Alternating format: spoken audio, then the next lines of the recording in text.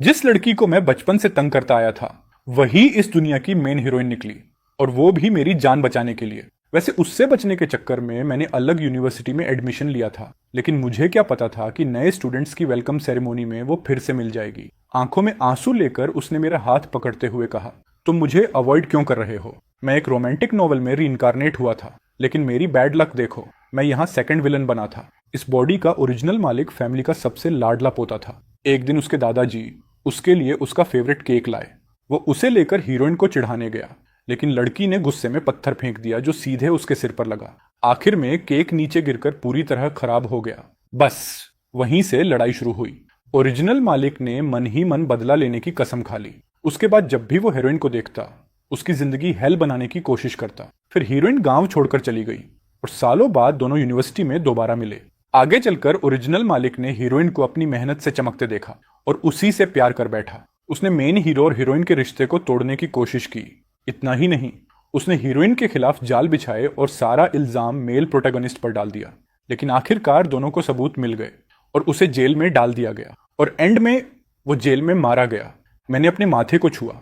अभी अभी पत्थर लगने से वहां बड़ा सा सूजन निकल आया था। जब मैंने ऊपर देखा तो दूर खड़ी नांगोंग लीनो मुझे घूर रही थी। उसकी आंखों में ऐसा गुस्सा था जैसे कोई छोटा बीस्ट अभी हमला कर देगा। उसकी नजरों में सावधानी और दुश्मनी साफ दिख रही थी, लेकिन अब मेरे अंदर 22 साल के आदमी की सोल थी। सच कहूं तो मैं किसी छोटे बच्चे को परेशान नहीं कर सकता था। मैंने जमीन से केक उठाया, उस हिस्से की क्रीम हटाई जिस पर धूल लग गई थी, और उसे 1 मीटर ऊंची दीवार पर रख दिया। ओए, मैंने आवाज लगाई। मैंने उंगली से केक की तरफ इशारा किया और बिना कुछ बोले घर के अंदर चला गया। फिर मैं खिड़की के पीछे छिपकर उसका रिएक्शन देखने लगा। उम्मीद थी कि कम से कम इस छोटे से फेवर को याद रखेगी ताकि फ्यूचर में मुझसे पंगा न ले। स्पष्ट था कि नंगोंग लीनो ने इसकी उम्मीद नहीं की थी। उसकी खतरनाक आंखें कुछ पल के लिए फ्रीज हो गईं। फिर छोटे जंगली जानवर की तरह वो दौड़ी, केक उठाया और भाग गई। कुछ ही सेकंड में उसकी परछाई रास्ते के आखिर में गायब हो गई। उसके बाद नंगोंग लीनो हमेशा मेरे घर के बाहर मंडराने लगी।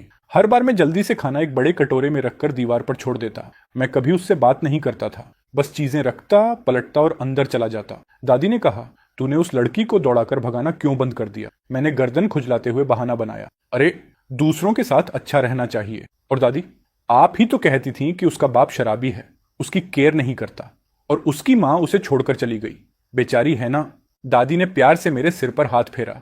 वो बार बार कहती रही कि मैं बड़ा और समझदार हो गया हूं, लेकिन सच्चाई मुझे पता थी। मैं सिर्फ उसका फेवर जीतना चाहता था ताकि फ्यूचर में जब वो चमकने लगे तो मुझे पूरी तरह भूल जाए। लेकिन मेरी ये अच्छाई किसी काम नहीं आई। जो कटोरा मैं दीवार पर छोड़ता था, पहला गायब हो गया, दूसरा नाली में टूटा मिला, तीसरा सीधे मेरे आंगन में फेंका गया टुकड़ों में।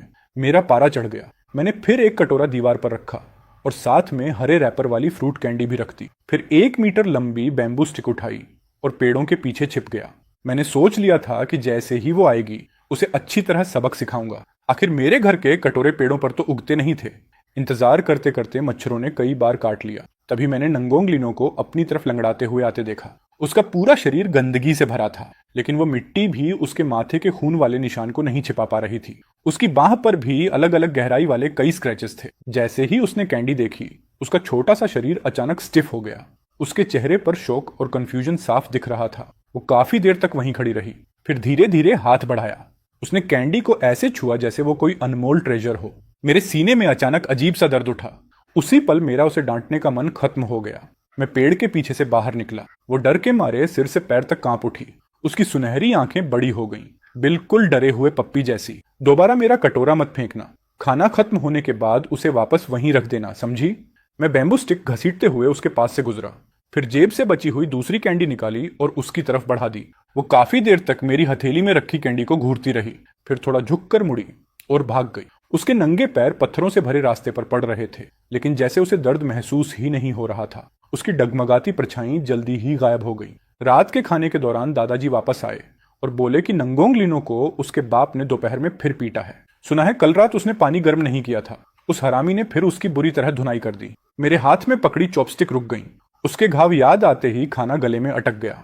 घर के कटोरों को बचाने के लिए मैंने उसे खाना छोटे एल्यूमिनियम कंटेनर में देना शुरू कर दिया। जब भी वो नजर नहीं आती, मैं चॉपस्टिक से कंटेनर के किनारे पर टक टक करता। कुछ देर बाद वो दूर से सिर निकालकर मुझे देखने लगती। गाइस, आईपीएल 2026 शुरू हो गया है। मैं सारे मैचेस इस ऐप पर देख रहा हूँ, जहां लाइव अपडेट्स के साथ साथ स्पोर्ट्स नॉलेज से अर्न भी कर सकते हो। इस आईपीएल पर कैश प्राइजेस और एप्पल गैजेट्स के क्रेजी गिवअवेज भी चल रहे हैं। परफेक्ट चांस फोन अपग्रेड का, और नए प्लेयर्स को पहले 4 डिपॉजिट्स पर 70,000 रुपए तक बोनस मिल सकता है। बस प्रोमो कोड एरो100 यूज करना, लिंक नीचे कमेंट्स में है, जाओ चेक करो। उसकी गोल काली आंखें उसके गंदे चेहरे पर अलग ही चमकती थीं। उनमें सावधानी और डिस्ट्रस्ट छिपा रहता, लेकिन साथ ही हल्की सी उम्मीद भी। मैं हमेशा उसके कंटेनर में एक्स्ट्रा मिल्क कैंडी रख देता। मेरे पेरेंट्स शहर में छोटा बिजनेस चलाते हैं। मैं गांव में अपने दादा दादी के साथ रहता हूँ। प्राइमरी स्कूल खत्म होने के बाद मैं सिटी जाकर मिडिल स्कूल में पढ़ूंगा, और नांगोंग जो मुझसे 3 साल छोटी है, उसे भी सेमेस्टर गांव के स्कूल में फर्स्ट ग्रेड में एडमिशन लेने के लिए टीचर ने मना लिया था। देशभक्ति वाले त्योहारों की छुट्टियां पूरे 7 दिन चली, और मैंने उसे पूरे 7 दिन तक खाना खिलाया। शुरुआत में वो मेरा कंटेनर फेंक देती थी, फिर बाद में कंटेनर और चॉपस्टिक्स वापस आंगन में उछालने लगी। और अब हाल ये था कि वो कंटेनर और चॉपस्टिक्स को इतना साफ करके लौटाती थी कि चमकने लगते थे। फिर उन्हें मेरे घर की दीवार पर उसी जगह रख देती थी। लेकिन उसकी ये अच्छी आदत ज्यादा दिन नहीं चली। ब्रेकफास्ट स्टॉल वाली आंटी ने अभी मुझे बंद दिया ही था कि नंगोंग लिनो ने उसे झपटकर छीन लिया और ऐसे भागी जैसे पीछे भूत पड़ा हो, कुछ ही सेकंड में गायब। मेरे पास दोबारा पैसे देकर दूसरा ब्रेड खरीदने के अलावा कोई ऑप्शन नहीं था। जब मैं क्लासरूम लौटा तो मेरी क्लास के लड़के बहुत शोर मचा रहे थे। मेरा जमा हुआ गुस्सा उसी पल फट पड़ा। मैंने जोर से किताब टीचर की डेस्क पर पटकी। धड़ाम की आवाज के साथ पूरा क्लास तुरंत शांत हो गया।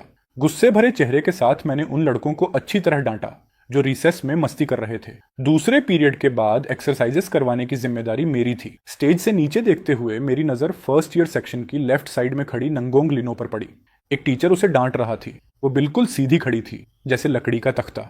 उसकी नजर जमीन पर टिकी थी और वो अपना बायां पैर दाएं पैर से रगड़ रही थी, जैसे उसे किसी चीज की परवाह ही न हो। स्कूल स्टूडेंट्स को फ्री न्यूट्रिशियस लंच देता था। टेस्ट खास नहीं होता था, लेकिन कम से कम पेट भर जाता था। लेकिन नंगोंग लिनो हमेशा 3 बड़े कटोरे खा जाती थी। ऐसे खाना मुंह में ठूंसती जैसे कल दुनिया खत्म होने वाली हो। हर निवाले के साथ अपना मुंह पूरी तरह भर लेती। उस दिन मैंने क्लासरूम लॉक किया और सीढ़ियां उतर ही रहा था कि तभी कुछ सीनियर लड़के तेजी से भागते हुए दिखे। उनमें से कुछ लोग नंगोंग लिनो को उठाकर ले जा रहे थे। मैं वहीं खड़ा रह गया और लंबी सांस ली, फिर पलटकर ऊपर गया और 6th ग्रेड टीचर के ऑफिस का दरवाजा खटखटाया ताकि उनकी शिकायत कर सकूं। जब तक टीचर हमें लेकर उसे ढूंढने पहुंचे, तब तक वो लोग नंगोंग लिनो को सड़क किनारे कीचड़ वाले गड्ढे में फेंक चुके थे। वो सिर से पैर तक मिट्टी में सनी हुई थी। बस उसकी आंखें दिख रही थीं, इतनी ठंडी कि खून जमा दें। उन आंखों में पागलपन भरा तेज गुस्सा छिपा था। वो कीचड़ के कोने में अकेली बैठी थी, छोटी और पूरी तरह अकेली। ओरिजिनल नॉवल में जब असली विलन ये सीन देखता था तो वो सिर्फ उसका मजाक उड़ाता, उस पर पानी डालता और मिट्टी फेंकता। लेकिन मैं अलग था। मैं उसके पास गया और उसकी तरफ हाथ बढ़ाकर कहा, चलो। वो कीचड़ में ही बैठी रही, बिल्कुल हिले बिना, ठंडी नजरों से मुझे घूरती हुई। मैंने थोड़ा सोचा, फिर जेब से कैंडी निकाली और उसकी तरफ बढ़ा दी। तभी उसकी आंखें धीरे धीरे हिली। उसकी काली पुतलियों में कैंडी का रिफ्लेक्शन आया और साथ में हल्की सी कमजोरी भी। मैंने कैंडी और पास कर दी। कई कोशिशों के बाद वो आखिरकार लड़खड़ाते हुए कीचड़ से उठी, धीरे धीरे चलकर मेरे सामने आ गई और अपनी मिट्टी से भरी हथेली कैंडी लेने के लिए बढ़ाई। लेकिन मैंने कैंडी पीछे खींच ली। मैंने उसका हाथ पकड़ा और पास के पानी भरे गड्ढे में धोने लगा।